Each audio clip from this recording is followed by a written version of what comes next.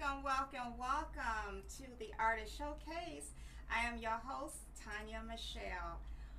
Wow, it has been, what, a minute since I've been to the studio with you all live. I miss you guys, but I know my shows has been on doing reruns and stuff the last week or so, so I appreciate you joining in with me and tuning in. Again, you're watching the Artist Showcase streaming live on Facebook, YouTube, Twitch, and Twitter, and other top social media platforms. Be sure that you click the like, follow, and share, and be sure that you comment and subscribe. Thank you for watching Wjzz Cool TV, the coolest station in the world.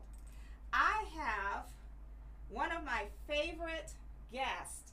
I've interviewed him probably a couple of times on other shows, and I'm so glad he's able to come back to WJZZ.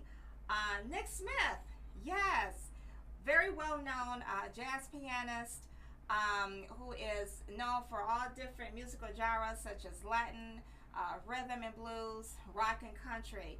And you might have seen him on the Jay Leno Tonight Show, right? He was part of the Jay Leno Tonight Show band. He scored, many films and TV, and recorded with over 20 artists. Yes. His list is long, right? But we're going to bring him on in just a second. He's going to tell us a little bit about himself, how he got into this industry. I want to learn a little bit about piano, right? I want to learn about the keys and the differences and what's the difference between an organ and a piano, right? I do. I want to know that. And we're going to take a look at his journey a little bit. What's been going on with him, and what he's got some gigs coming up too. He's going to tell us about. Please help me welcome to the Artist Showcase my friend, my favorite guest in the whole wide world, composer, pianist, jazz pianist, I should say, Mr. Nick Smith. Nick, how are you? I'm doing great. Thank you so much for having me back. It's a pleasure and an honor. Yes. My goodness. Tell us, who is Nick Smith? Well, Nick Smith is just another person and another piano player who enjoys life, and I love sharing music with the world, and I enjoy composing music that everyone can appreciate. Awesome. Can you tell us a little bit about who is one of your greatest influence out there? Today or just in general? I would say in music in general, or artists. Okay, well, if I may say, my parents discovered that I could play the piano when I was 2 years old. And my father, he played an extreme important role of being an influence, because my first jazz concert that I was blessed to go see was the late, great Duke Ellington. Oh, and wow. I met Duke when I was, how old was I? I probably was about 4 or 5 years old. And I can remember telling him, I can play one of those. I was pointing to the piano, and pat me on my shoulder and on top of my head and say, well, young man, if you can play that, you keep practicing, you'll become great. So in my mother's household, there was a lot of different music that I was exposed to at an early age, from jazz to rock, R&B, James Brown, Sly Stone, Jimi Hendrix, Santana. Then my dad would take me around in the corner, and he would be playing music from Miles Davis, John Coltrane, and it was just so much information that was coming at me. So now, as far as today, I can say one of my big influences is Mr. Herbie Hancock. What I love about Herbie is his versatility to go in any direction of music. And me and Herbie, I had the pleasure of playing with him one time at a NAMM show. I was upstairs playing these pianos that I would love to get my hands on. There's a piano entitled the Fazioli, and another great piano is the Ravenscroft. But Herbie heard me playing, and he sat down at the adjoining piano, and we played one of his tunes together. And for him to compliment me the way he did really made me feel great because he told me, I've seen you, but I didn't know you played like that. You got your own style and your own sound. I can hear where you've been listening to me, but Paul, Wynton Kelly, um, um, Tommy Flanagan. I mean, he named every piano player that I have been studying. He was correct. Wow. So, that's a blessing.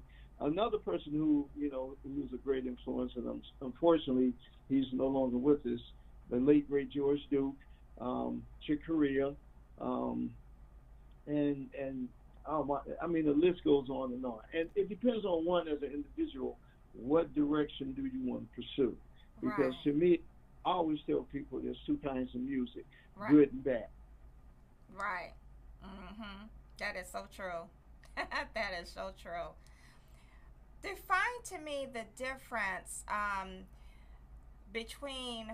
I've always wanted to know this. What is the difference between? I mean, I can hear the difference between the two, but define the difference between smooth jazz and traditional jazz. Okay, traditional jazz has more substance and creativity. Mm-hmm. And when you think back during the days of Charlie Parker, Train, Miles, Monk, all of them guys had a difference as far as their style go. Mm-hmm. No one sounded like. And Right. to be honest with you, it's like in the words of the late great Miles Davis, jazz was a word that was made up because back then they couldn't understand what black musicians were playing. Right. So once they would start going to clubs and listening and they started transcribing it and writing it out, all of a sudden it becomes great. Right. But it was understood, it was given a name to try to at first put it down. Now, as far as the smooth jazz go, I'm not a fan of that art form because the word jazz is being misrepresented as Mm. far as their music go because it's really nothing but instrumental R&B. Okay. And unfortunately, a lot of these musicians who's playing this just to make money, everyone sounds almost alike. It's Mm. like they don't want to step outside of a certain box because of the fear, in my opinion, of being rejected. And to Right. me, simplicity can be creative, Mm-hmm. but do you? We Right. already then had certain people. I mean, I'm not Stevie Wonder. I'm not Prince. Right. I'm not I'm not Marvin Gaye. Mm-hmm. And it really infuriates me when I get called to play and people tell me, "Oh, we're doing a jazz gig," and then the first song on the playlist is something like "People Make the World Go Round" or "What's Going On." I'm Right. like, okay, it's R&B. This is not jazz. And Mm-hmm. I know jazz is an art form of music. You have to grow up listening to it and be exposed to it. But one should still know the difference. That's like knowing the difference of fruit. You're not going to call a banana an apple and an apple a banana. It's fruit, but there's a difference. You see what Right. I mean? Mm-hmm. Mm-hmm. Yeah. That that's good. Kind of let us know the difference. Between the two because I know that I can hear it. But I Right, needed someone to explain to me. And I grew up listening to or in my household, the Miles Davis and Coltrane. And then right, as I got probably in my 20s, I really started to like jazz. But I think back then, when I say in my 20s, I'm talking around like late 80s or early 90s. I started hearing like the smooth jazz, right. and it sounded a little bit R&B ish to me, in my Right. opinion. And so I like that, and I'm talking like the Najee, right? Sure. Those people, and I do like the smooth. I don't know if I can put that. I guess I can put them in smooth jazz, like Well, yeah, Najee, if I may, but I like it.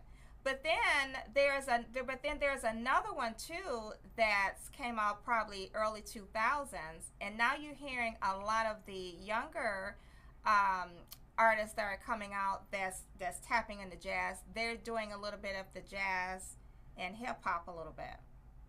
They're okay, doing a little sampling too. What do you think yeah. about that? Well, if I may say, see, I can remember if artists who wasn't doing more of the commercial type jazz. I can remember when it was called contemporary. Yeah, and, yeah. And what was great about that, at least the music still had substance and creativity, and you could hear the influences of those guys playing. Yeah. Now, today, instead of giving homage to the people where they're getting their styles from, because a lot of these guys, they're playing in the styles. They're trying to play like a Hank Crawford, Maceo Parker, and Junior Walker, and people like that.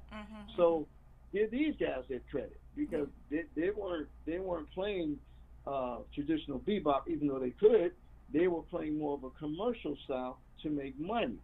So now they've come with this new category, and I'm sort of like, no, just call it instrumental R&B, because a lot of it does not have no jazz influence in it, because it's more of a backbeat and a groove, and it's full of loops.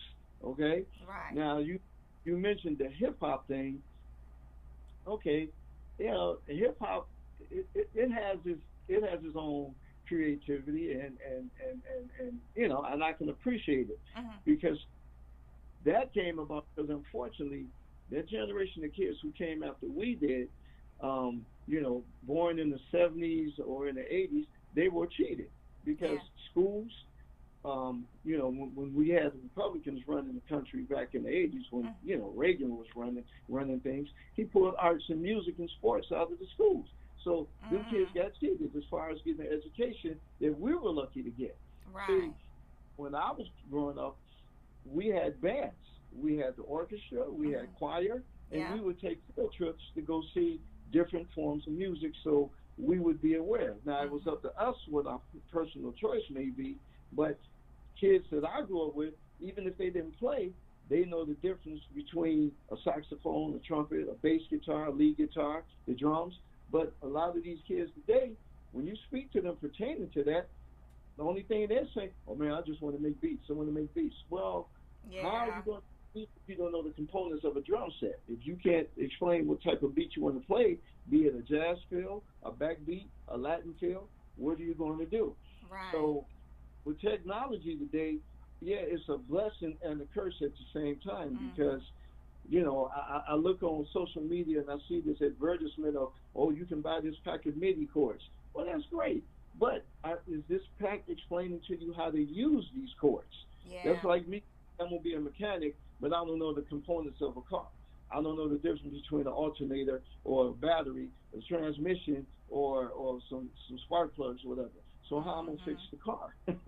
Right. So knowledge is very important. So, to combine it together, I think it's great, because look at what Herbie did when he came out with that song Rocket. He put, the hip hop feel, when back then when breakdancing was popular, he put that in his style of music, and it worked. Miles did the same thing later on. So, I mean, we can fuse it all together, but it needs to be a better understanding and a better way of presenting it, versus trying to put everything into one category. You understand what I mean? Exactly. Perfectly said. Perfectly said. We just got in real deep right at the beginning of the show, right? Exactly. I loved it. We got in real deep. We're gonna sit back and relax for just a minute. I know a lot of people are just getting home and from work, had a long week, and you just tuning in. For those who are just tuning in, I have pianist and composer Nick Smith. That's my guest this evening. And so we're going to listen to one of your songs, Nick, Chillin' Mellow. Now that's on, is that on the Romance CD? No, that's on the Influence CDs. Okay. Well, we're going to take a listen to that. So here is Nick Smith. This is Chillin' Mellow.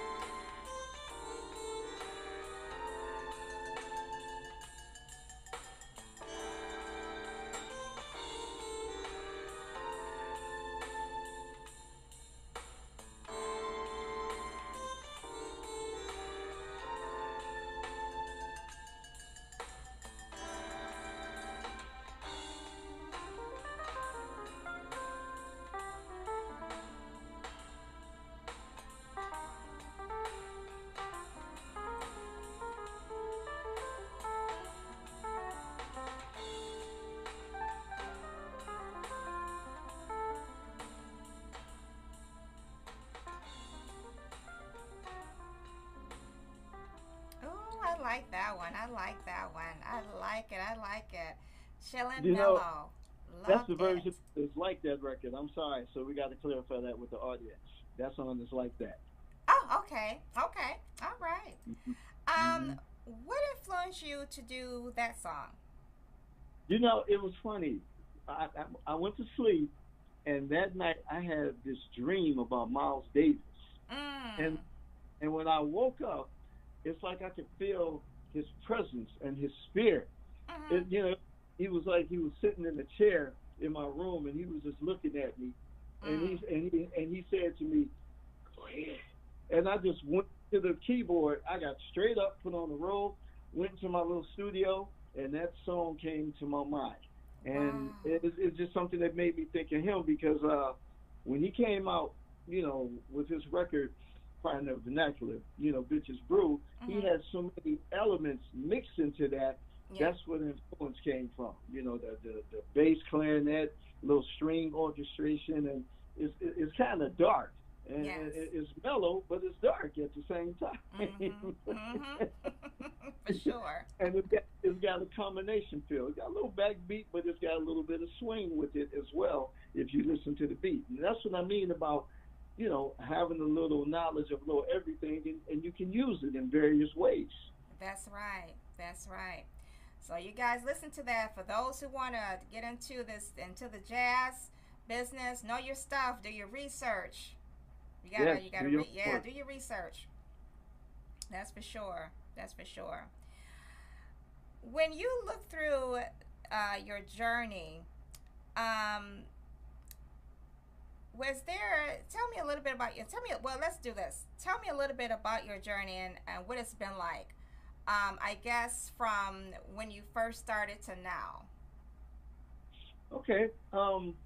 Well, I started in Cleveland, Ohio. That's where I was born and raised, Okay. and I used to play a lot of club dates in various situations. Um, Actually, I was playing gigs and I was still in grade school because Mm. me and my brother, we had a band together. Okay. And once I reached my teen years, me and my brother's band it disbanded. So I put my own situation together, Mhm. and Cleveland, it had its good moments and everything, but I always wanted more. Mhm. And see, a lot of people thought, okay, somebody gonna come here, they might hear you, they may like you, and they're gonna make you a star. No, it doesn't work that way. You got to go where it's happening. And before Right. the technology day, Cleveland didn't have the outlet like a California and New York. So after I came out of school, I made up in my mind, okay, I'm gonna either come to the West Coast or I'm gonna go further east and go to New York. Mhm. So and getting the pleasure to play with better musicians, older musicians who talk to me and schooled me about certain things. I suggest to all upcoming musicians today, the musical part is very easy, but it's the business that you really have to educate yourself on because you don't get what you deserve, you get what you negotiate. Oh, Okay, right. so Mhm. I can say I'm thankful that I played in various genres. My first professional gig was Roy Ayers. Ooh, That one of my I, favorites. I learned quite a bit from him, and Yeah. then from there, I got to work with various people like Gene Carn.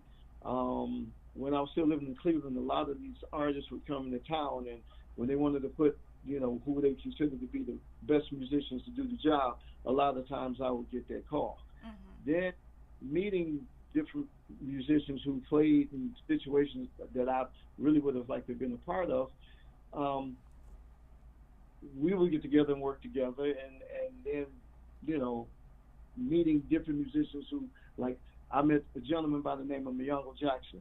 He's a percussionist and he's played with everyone from Miles, Stevie Wonder, Joe Zawinu.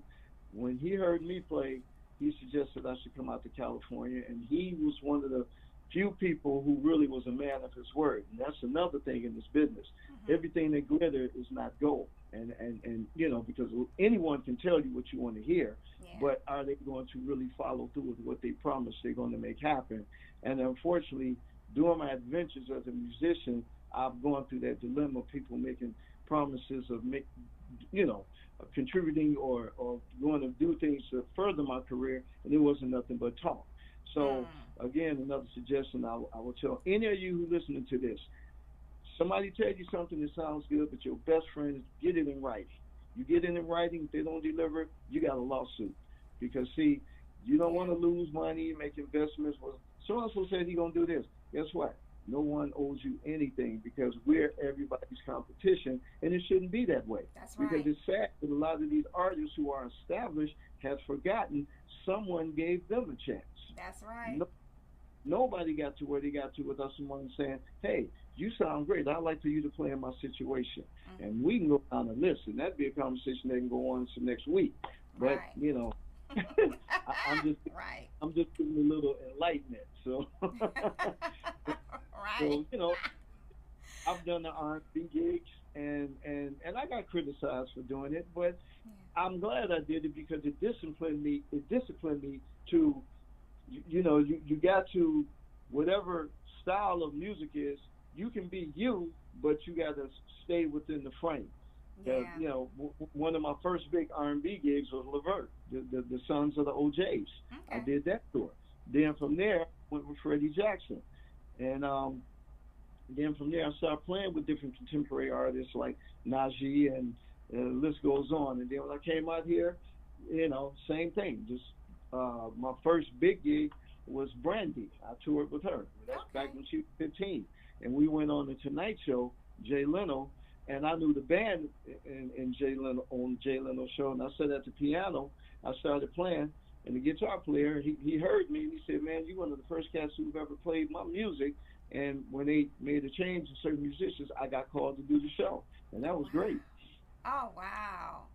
Then after that, that's when I started working with Stanley Clarke. I worked with him for like 10 years, and worked with him as far as scoring some music for like for Soul Food and a few movies.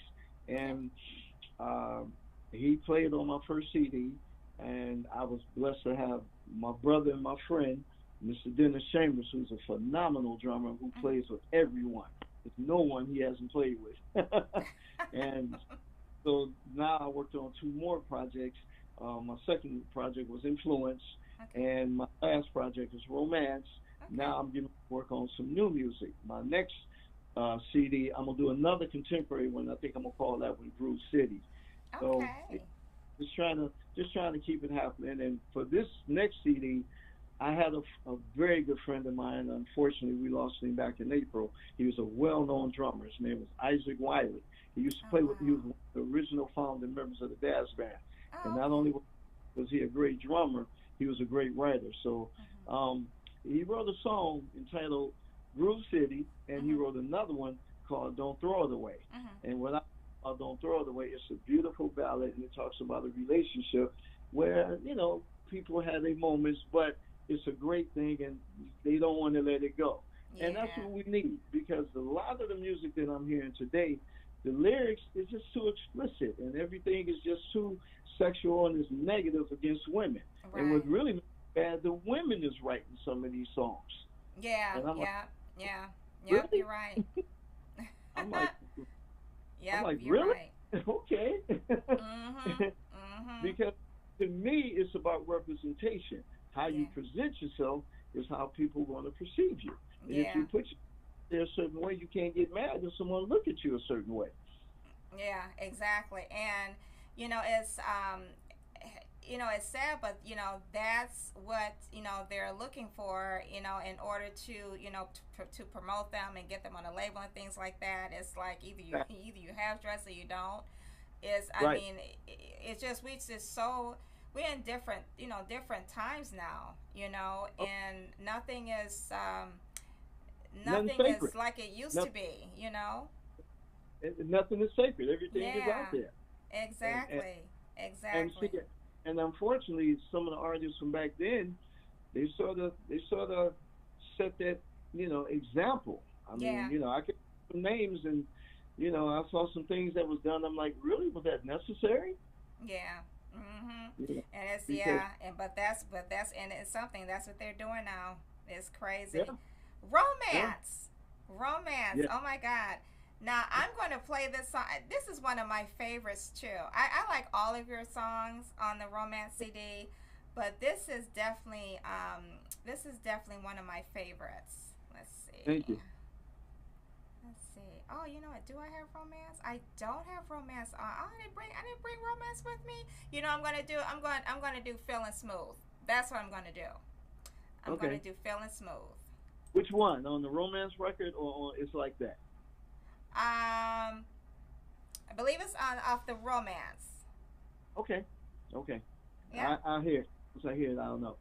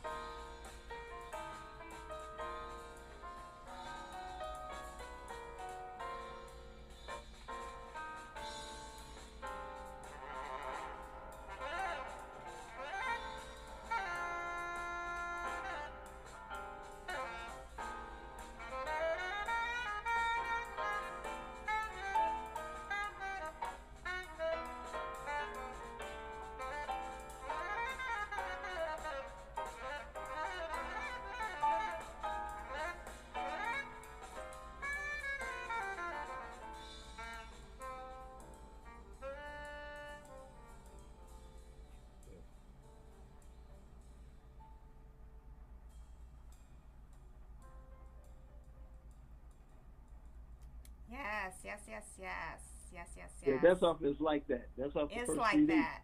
All Yeah. right. Yeah. What influenced you to do that song? Well, actually, the version that I recorded on Romance of that song, Feeling Smooth, that's the way I originally recorded it. And Ah, I was to myself, I said, you know what? Let me take this song and give it more of a mainstream jazz feel. So I changed it up a little bit. And sometimes we may do that. We may take a song and record it one way, and there's no law that doesn't say you can't do it again, but do yeah. it in a different way. Mhm. Oh, for sure, for sure. Yeah. So I decided to give it more of a straight ahead feel. And the gentleman playing saxophone, oh my God, he is amazing. Dr. Sanchez. He did an excellent job on the record. Oh yeah. I can hear it too. Yeah. For sure. You're watching the Artist Showcase live streaming on Facebook, YouTube, Twitch, and Twitter, and other top social media platforms. Be sure that you click the like button, follow, share, comment, and subscribe. Thank you for watching WJZZ Cool TV, the coolest station in the world. My guest this evening is none other than pianist Nick Smith, jazz pianist. Like I say, jazz pianist, okay? Nick Okay. Smith. Yes, yes, yes. He is my guest this evening. I mean, we've been chopping up for the last half hour. I'm telling you, when I interview him, we just really get into it, right? We really get down to knowing about the business, because he's been in it for years. Worked with many artists, been with the Jay Leno Tonight Show band. I mean, he's been around, and so for those who want to become a pianist, even want to get into this industry, this is the show tonight that you want to listen to because he's given some really, really good advice. And if you missed the first half hour of the show, of course, you can go back later on tonight or later on in the week and catch that first half. After a couple more questions for Nick Smith, I'm going to have Nick play live for us. I love when he plays live for us. I love it, love it. I don't know what he's going to play. I don't know. He's just going to surprise us, right? I appreciate you so much. One of the, in your opinion, Hmm. what happened to jazz being played on the radio. I mean, we do hear it now as far as it's streaming, but it's not a Hmm. whole lot of stations, I would say. Right. And Right. you do have like we do have like our smooth jazz that's on satellite, and I think there is a station, classical, I believe, and then you have your older traditional jazz, like your Miles Davis and your Coltrane's too. Sure. But back in the day, especially back in the early the 70s and 80s, we had a jazz station, but then this is kind of like, they kind of fell off, before the streaming, started. What do you think what happened? Why did it stop playing, or why do you think we don't have too many jazz stations now? Because the business has changed and the Mm. game has changed. And see, back during that time, especially like the jazz festivals and radio stations, you had people who appreciated the music Mhm. and they knew a little something about the music. Mhm. Now that hands have changed and it's more being handled by business people, the focus is on how much income I can gain. You understand what I Mm. mean? Yeah. So, Yeah. so, so unfortunately, um, the focus on making money outshines the quality of the music. Mhm. Because like the dilemma that I'm going through as an artist, I've sent music out to different situations to try to participate and hopefully perform in some of these festivals. But a lot of the promoters, first thing they're saying, "Oh, the music is great, but I never heard of them," Yeah. because now it's more of a popularity game. They're going off of how many followers you have on social media, Yeah. and you and I know a lot of that is a joke because Right. a lot of people. I'm not taking nothing away from their talent, but we both can agree there's a lot of people getting the recognition out here that they know they don't deserve. Yeah. That's The true. people who can, and the people out here who can really do something, who's trying to do something, we're overlooked. Yeah. Yeah. And you know And what, that, too, Nick? I can say that too about the award shows too, like the yeah, Grammys and the American Music Awards. They used to, if I can recall, we have jazz performers that would perform live on TV. right. Now, maybe I miss it or turn it off or something, but I don't even see the jazz performing on stage at the Grammys and a lot of the award shows. They And if don't. they do win an award or if they do perform, we don't see it here live Right. on our end. You I you'll mean, hear about. why is that? Well, again, like I said, the game has changed, and a lot of the stuff that they're pushing, and especially now, and I don't mean to offend no one, like all this alternative lifestyle stuff, Mhm. that's get that's getting more of a priority on award shows than someone who can play. Yeah. And I'm like, A don't have nothing to do with B. You Mm. understand? Yeah. So, and it's to me, it's I'm sorry, it's pathetic and it's sick because it's a negative influence to younger kids coming up who think that's what they have to do to become successful, and they Yeah. don't have to do that. And see, we need shows like I remember having Downbeat, where you would see featured jazz performers. I remember when Quincy Jones used to host that show. That was great Oh because yeah. you would Mhm. see Dizzy Gillespie, you would see Miles, you would see Art Blakey. You don't Yeah. have nothing like that today. Right. Nothing. Right. Right. Exactly. Exactly. And that's sad. That's really sad. You Nick, know, and what are you gonna play for us today? um, that's a good question. Well, you know what? For you, I know you like that song Caribbean, so I'll play that Yes. for you. Yes. Okay? So Okay. this is off is like that, and I'm gonna play this song for the beautiful and wonderful Miss Tanya. Ah, thank you.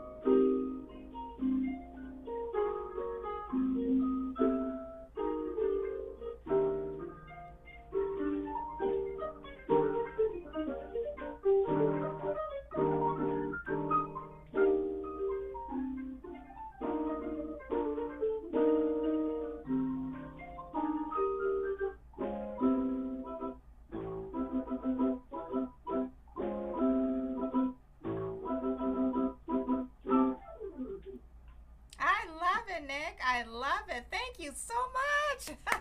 Thank you so much. Love it. Nick Smith, everybody. Thank you so much. Thank you, thank you, thank you. Oh, for you, my pleasure, always. Yes.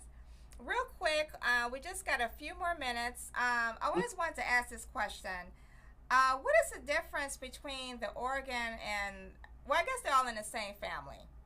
Is there a difference in like the organ and a piano, or is it, what is, I guess, what is the difference? I know they sound different and they're in the same family, but what is really what's the difference? Well, the difference is one is acoustic and the other one is electronics. Okay. Okay. So you need electricity to play an organ. Okay. And the piano is an acoustic instrument, and all you need is a human to play. And both are keyboards, but there's a difference in the sound. Okay. You know, so that's the difference in it. Yeah, it's in the keyboard piano family, but one is electronic and one is acoustic. That's the difference. Okay, and I didn't even know the organ was electronic. I didn't even know that. Oh yeah, you have to plug it in and it's run through a listening speaker. Okay. So the piano, you can mic it, or you know, if the hall is big enough, and depending on what type of piano you're playing, of course, a grand piano, you open the lid, the sound will carry. An organ, if it's not turned on, you will get nothing. Okay. Yeah. Okay. I see. That's something new. I didn't know that about the organ. That's something new. Yeah. And see, way back in the day, before the electronics came out and became popular, that was the main keyboard that jazz musicians were using. I mean, Jimmy Smith, he played the organ. Jack McDuff, Jimmy McGriff. Now these guys were piano players, but Jimmy Smith really made the organ famous. Then later on, the Fender Rhodes came out, and that sound, oh my God, everybody fell in love with that sound. And it was huge in the 70s and part of the 80s. Yeah. You know, so that's the difference: electronics and acoustic. Okay. So, all right. I see everybody now for those who want to play the piano, and now you know the difference, all right? You have a few shows coming up. Really quick, where are you going to be playing next? Well, I'm excited to inform those two shows I was scheduled to play next week. I was going to be performing at the Tin Pan, okay, in Virginia, and I was supposed to play at the Keystone Corner. But unfortunately, due to circumstances beyond my control, we had to postpone. Okay. Oh, okay.